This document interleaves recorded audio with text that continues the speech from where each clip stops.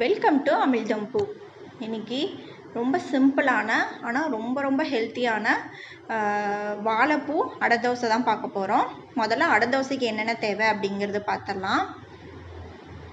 இதில் அரை கப் அளவுக்கு இட்லி அரிசி எடுத்திருக்கேன். நீங்கள் இல்லைன்னா நார்மல் அரிசி யூஸ் பண்ணிக்கோங்க. இதில் அரை கப் துவரம்பருப்பு, இதில் அரை கப் பச்சரிசி, இதில் ஒரு வரமிளகாவும் 1/4 கப் அளவுக்கு கடலைப்பருப்பு எடுத்திருக்கேன்.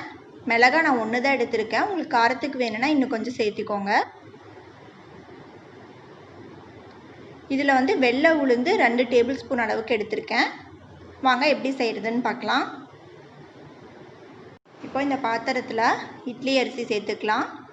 அரை கப் பச்சரிசி, அரை கப் துவரம்பருப்பு, 2 டேபிள் ஸ்பூன் உளுந்து, ஒரு வரமிளகாய், கடலைப்பருப்பு 1/4 கப்பு.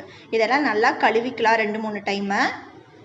பாருங்கள், இதை ஒரு 2-3 டைம் நல்லா அலசிட்டேன். இதில் இப்போ கொஞ்சம் தண்ணி சேர்த்தி நம்ம ஊற வச்சிடலாம். இதில் வரமிளகாவையும் சேர்த்தி ஊற வச்சிட்றேன். அப்போ தான் அரைக்கிறதுக்கு ஈஸியாக இருக்கும். இதை நல்லா ஊறட்டும் ஒரு 3 மணி நேரம். பாருங்கள், இதெல்லாமே நல்லா 3 மணி நேரம் ஊறிடுச்சு. இங்கே நான் வாழைப்பூ 1 கப் அளவுக்கு எடுத்திருக்கேன். இதில் மோர் தண்ணியில் கொஞ்சமாக சேர்த்தி நான் ஊற வச்சுருக்கேன், கருத்து போகாமல் இருக்கிறதுக்காக.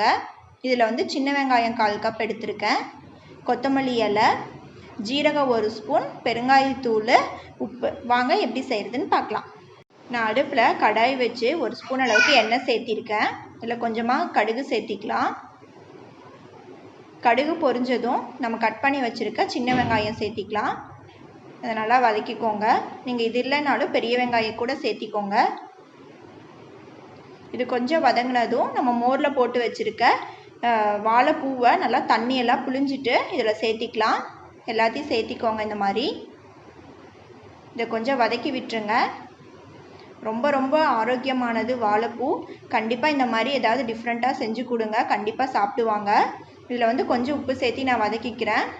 நான் இதுக்கு முன்னாடி வாழைப்பூவையும் கீரையும் வச்சு வடை ரெசிபி போட்டிருக்கேன். அதை பார்க்காம இருந்தீங்கன்னா அதையும் பாருங்கள்.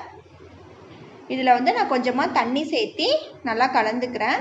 ஒரு மிதமான சூட்டில் வச்சு இதை நல்லா வேக வச்சுக்கலாம். நல்லா கலந்துக்கோங்க. இது வேகட்டும்.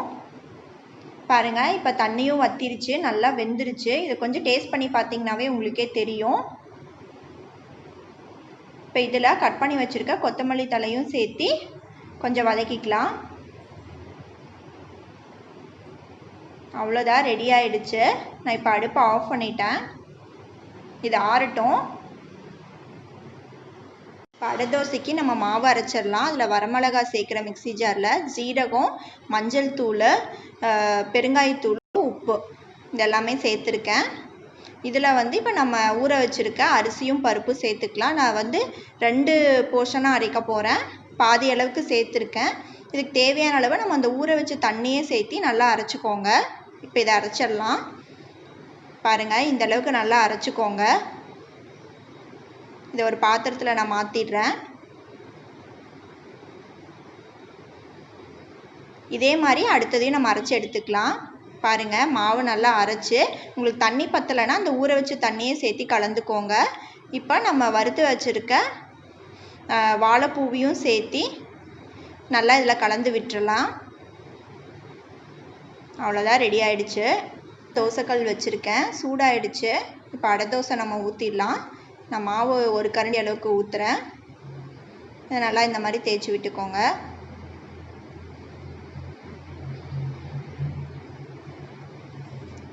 எண்ணெய் சேர்த்திக்கலாம். இது மிதமான சூட்லேயே நல்லா வேகட்டும். பாருங்கள், ஒரு சைடு நல்லா வெந்துருச்சு. திருப்பி போட்டு இன்னொரு சைடும் அதே மாதிரி நல்லா வேக வச்சுக்கலாம். கொஞ்சம் மிதமான சூட்லேயே இதை வேக வச்சு எடுத்துக்கோங்க. அப்போ தான் நல்லாயிருக்கும், வேகும் நல்லா. இப்போ வெந்துடுச்சு. நான் இப்போ ஒரு பிளேட்டுக்கு மாற்றிடுறேன். இப்போ இதே மாதிரி அடுத்த தோசையை நம்ம ஊற்றிக்கலாம்.